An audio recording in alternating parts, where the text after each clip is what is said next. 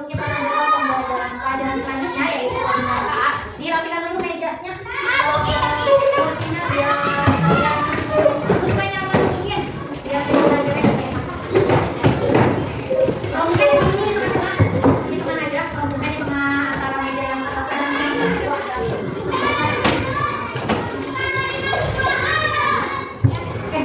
Sudah siap belajar? Siap.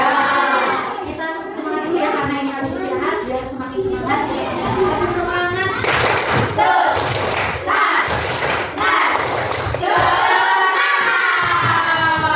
Nanti kalian harus semangat ya. Oke, sebelumnya di pertemuan sebelumnya kita kan sudah belajar ya tentang coding dan AA untuk materi. Materinya apa pelajaran sebelumnya? Berpikir komputasional. Ada yang masih ingat apa sih berpikir komputasional?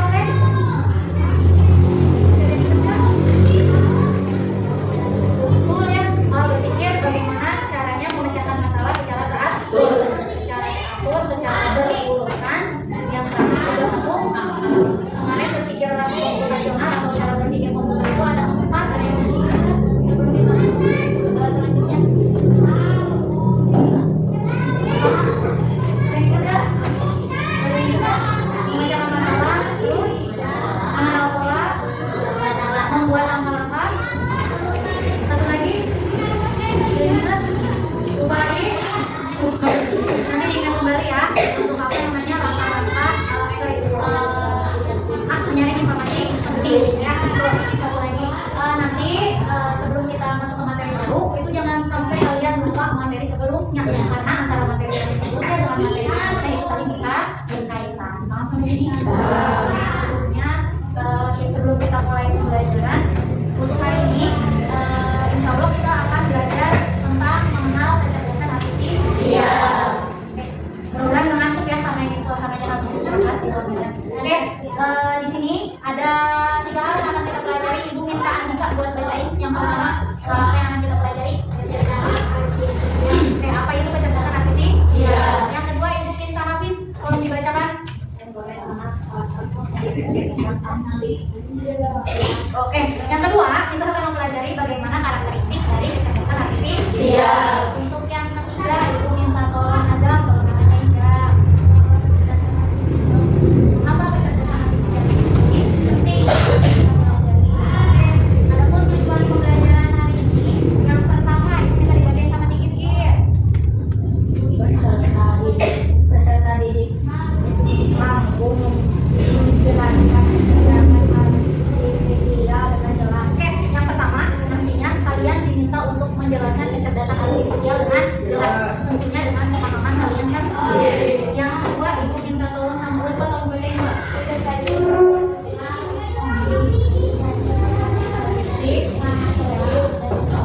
Betul, yang kedua kalian bisa mengidentifikasi karakteristik kecerdasan artifisial atau AI ini ya, karena nantinya akan berhubungan dengan kehidupan sehari-hari. Di sini semua punya handphone? Ya. Semua yang punya handphone. Oke, kalian kalau main handphone itu biasanya digunakan untuk apa? Terus ada lagi belanja apa? Shopee online, Shopee. Terus ada belajar. Oke, kalian pernah lihat tidak apa namanya permainan game itu? Kan di situ kan ada orangnya ya, terus ada tempatnya di mana si orang itu atau objeknya itu bermain di satu tempat. Kira-kira siapa yang menjalankan si objeknya itu? Si orangnya atau si tokohnya dalam permainan itu? Kita. Siapa yang menjalankan? Kita. Ya kita dengan bantuan AI ini kan cara majunya kayak gimana, cara mundurnya kayak gimana dan lain sebagainya. Yang kedua lewat aplikasi Shopee. Kalian pernah lihat beranda Shopee kalian yang awalnya tampilan awal? Yang buka belanja pernah lihat nggak yang tampilan awal? Nah, Ibu tanya beda-beda nggak kira-kira tampilannya? Beda. Kenapa bisa beda kayak gitu? Karena data yang kita cari beda. Betul ya? Karena masih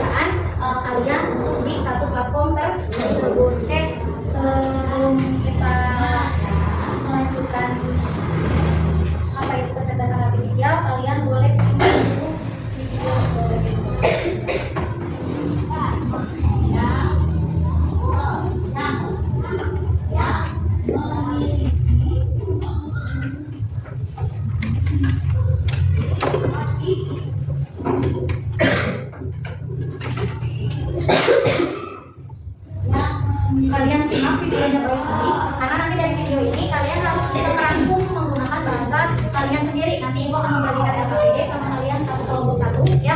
Nanti kalian sambil mengamati video, terus nanti ada bahan ajar yang akan Ibu berikan ke kalian. Kalian akan memberikan kesimpulan ya. Nanti kalian akan menjawab beberapa soal secara berkelompok. Jadi intinya sama kalian untuk memperhatikan videonya terlebih dahulu. Sudah siap? Ya.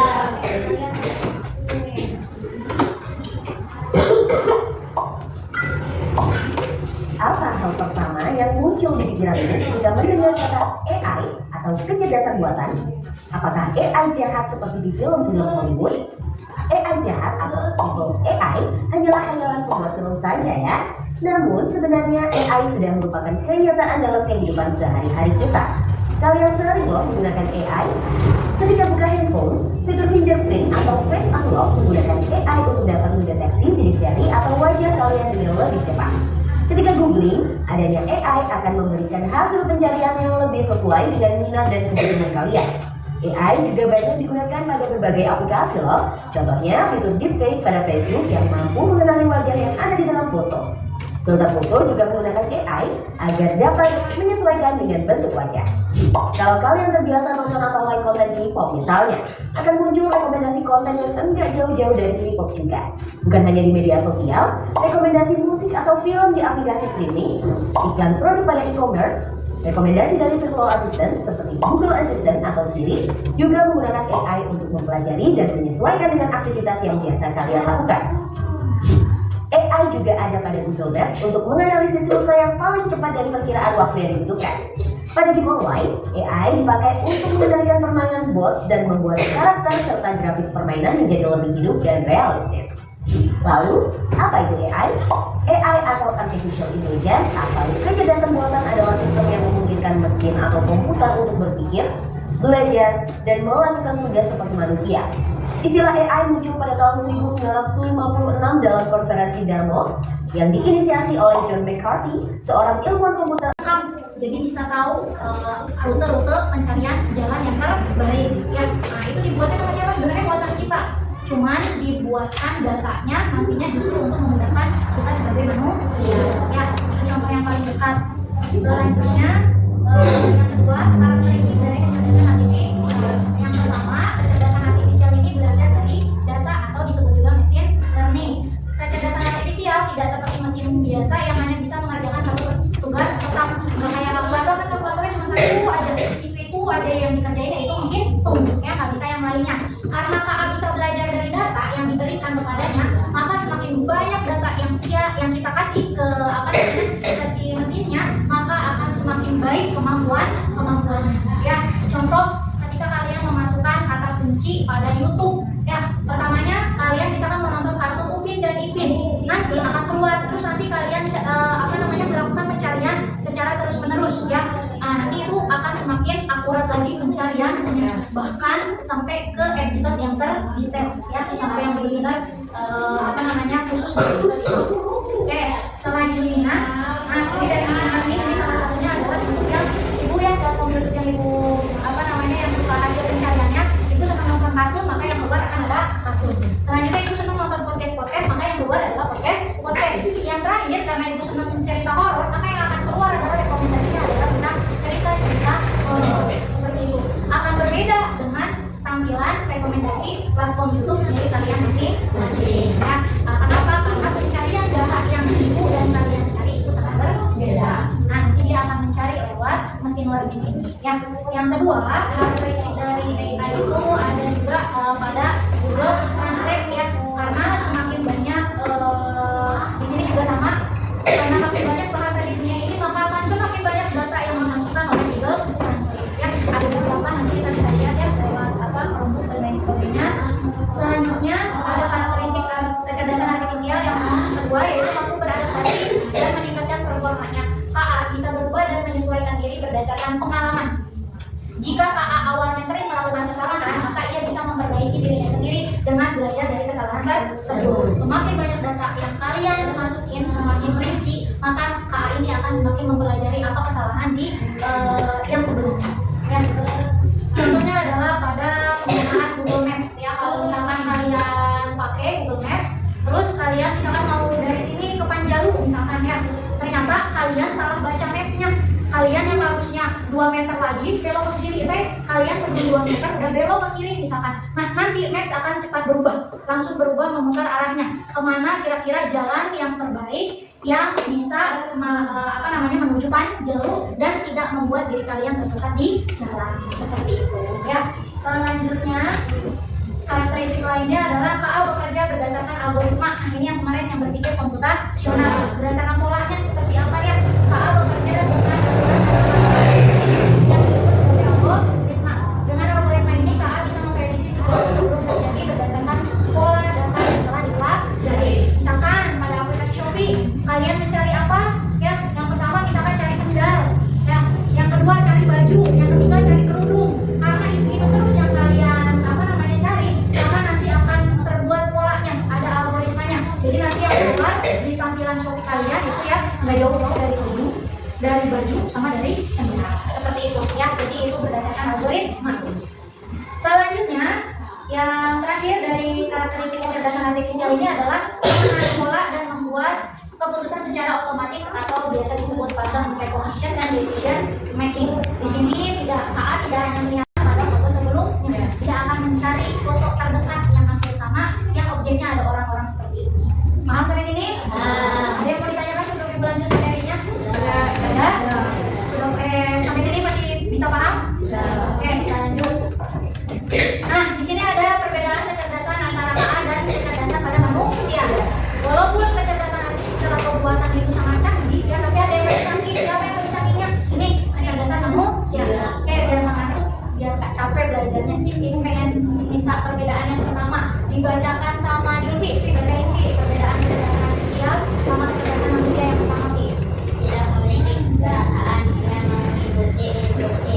Kecerdasan manusia bisa berpikir sendiri dan memiliki perasaan serta kreativitas untuk berinovasi dan menciptakan ide baru. Oke, KA itu tidak memiliki perasaan. Benar nggak KA tidak memiliki perasaan?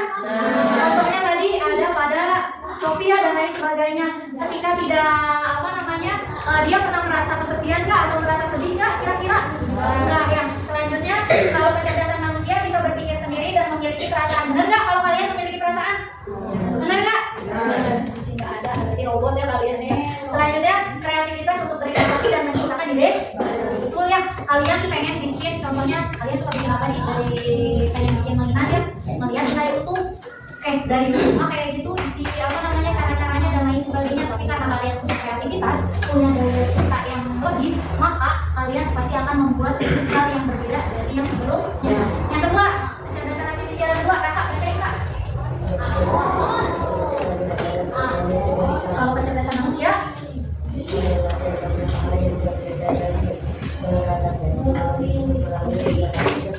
kalau KA mau belajar dari data, ya kayak tadi kalian masukin pola-polanya ke dalam handphone kalian ya dan lain sebagainya, belajar dari data. Contoh gampangnya yang pas buka HP kalian dikasih pola, dikasih pin, dikasih password pokoknya dan lain sebagainya. Kalau yang dikasih password maka itu akan semakin banyak. Kalau kalian sudah kasih data ya kan, sebelum kalian bikin kan itu ada beberapa kali ya verifikasi. Kalau misalkan pinnya yang itu sampai pengulangannya 2 sampai 3 kali. Kenapa 2 sampai 3 kali? Karena untuk mengurangi kesalahan data. Ya, kalau kecerdasan manusia mah banyak bisa belajar banyak hal yang berbeda, beradaptasi dengan lingkungan melalui interaksi sosial. Ya, kalian tuh bisa belajar dengan cepat melalui apa? Interaksi sosial. Ada interaksi sosial teh apa? Ngobrol ya sama teman-teman kalian. Misalkan kalian tahu yang ini, terus misalkan jawaban teman kalian berbeda, nah akhirnya kalian punya jawabannya lain lagi dan lain sebagainya. Selanjutnya, karakteristik yang ketiga, kalau KA dibaca sama Marsha, dibacain nih. Kalau kecerdasan manusia, kalau yang ini memahami hal yang ada dalam datanya cukup itu aja diulangi terus. Kalau manusia mah lebih banyak lagi pemahamannya. Yang terakhir, karakteristik kecerdasan artifisial yang ini dibaca sama Lisa. Kelihatan nggak? Aku lupa bacanya.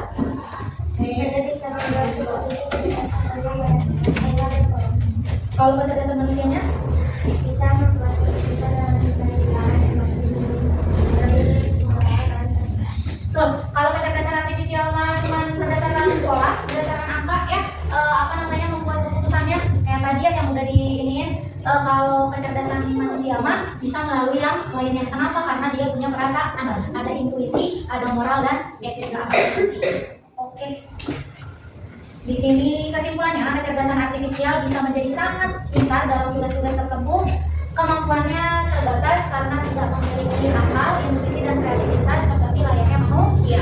Jadi KA bagus, bisa ya. Tadi karakteristiknya juga ada 4. Bahkan tadi kan kelebihan-kelebihannya ada apa? Yang di video tadi bekerja bisa 24 jam, terus bahkan bisa menggantikan pekerjaan manusia. Terus ada apa lagi tadi? Membaca, betul ya, membaca banyak data dan lain sebagainya dalam satu waktu. Tapi dia juga memiliki keterbatasan. Apa keterbatasannya? Ini karena dia tidak memiliki akal, intuisi, dan kreativitas seperti layaknya manusia. Balik lagi yang namanya A, karena buatannya manusia, jadi pasti terbatas. Oke, sekarang ibu bagikan dulu LKPD sama kalian. Ini dikerjakan per kelompok, ada 3 soal. Kerjakan sesuai pemahaman kalian masing-masing. Nanti setelah kalian mengerjakan ini secara berkelompok, tiap-tiap perwakilan kelompok maju ke depan untuk mempresentasikan.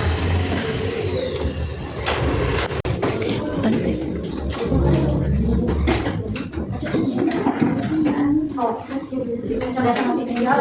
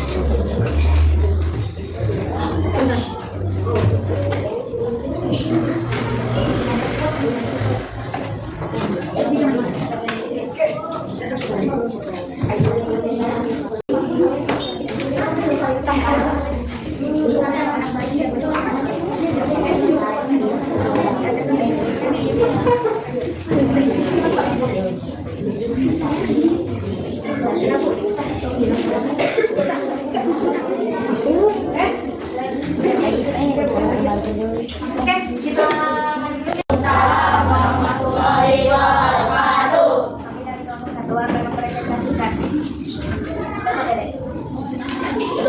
1 akan mempresentasikan. Kecerdasan artifisial adalah kecerdasan buatan diciptakan manusia untuk membuat mesin komputer atau robot bisa berpikir dan bekerja seperti manusia. Penggunaan terjadi pada HP. Baik,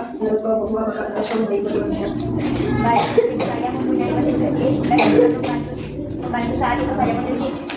Sekian dari kami. Wassalamualaikum warahmatullahi wabarakatuh. Waalaikumsalam warahmatullahi wabarakatuh. Waalaikumsalam warahmatullahi wabarakatuh.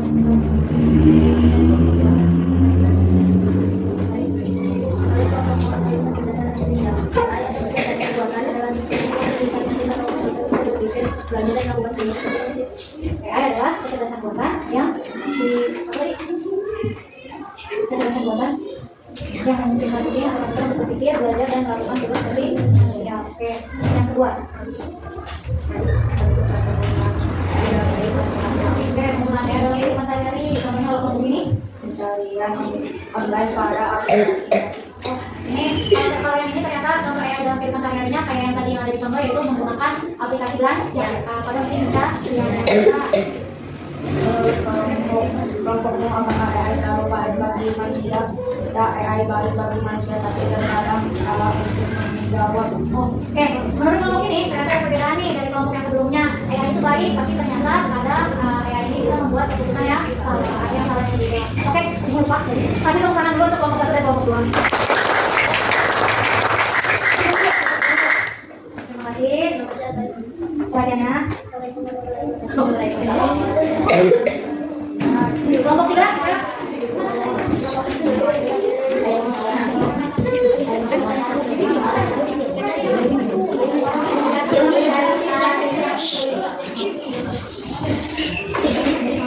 Assalamualaikum warahmatullahi wabarakatuh. Waalaikumsalam warahmatullahi wabarakatuh.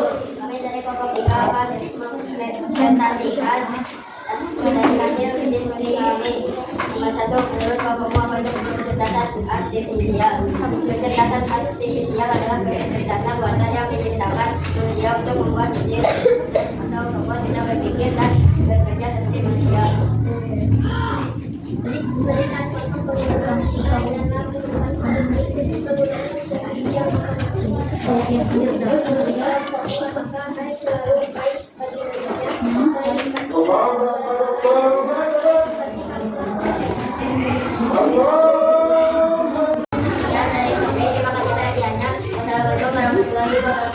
Waalaikumsalam warahmatullahi wabarakatuh.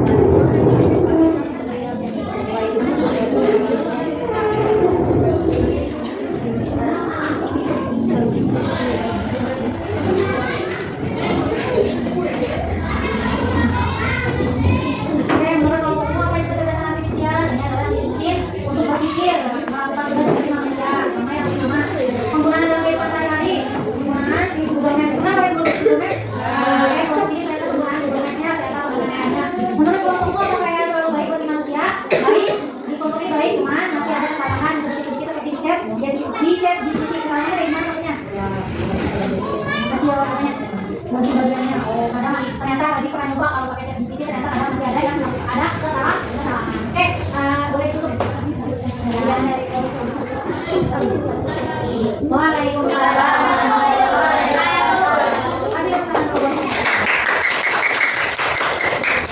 Jadi kita tarik kesimpulannya, hari kecerdasan artifisial berarti kecerdasan buatan yang dibuat oleh siapa? Manusia.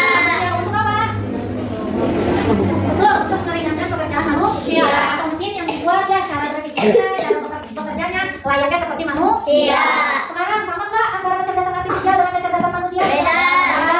Ya, kecerdasan manusia bisa. Oke, untuk Ibu pengen tahu sejauh mana pemahaman kalian. Tadi kita udah lihat video, udah lihat juga bahan ajar dari Ibu. Kita duduk seperti kelompok kalian, tapi Ibu kita laki-laki dengan laki-laki, perempuan dengan perempuan. Kita main kuis sebentar, sejauh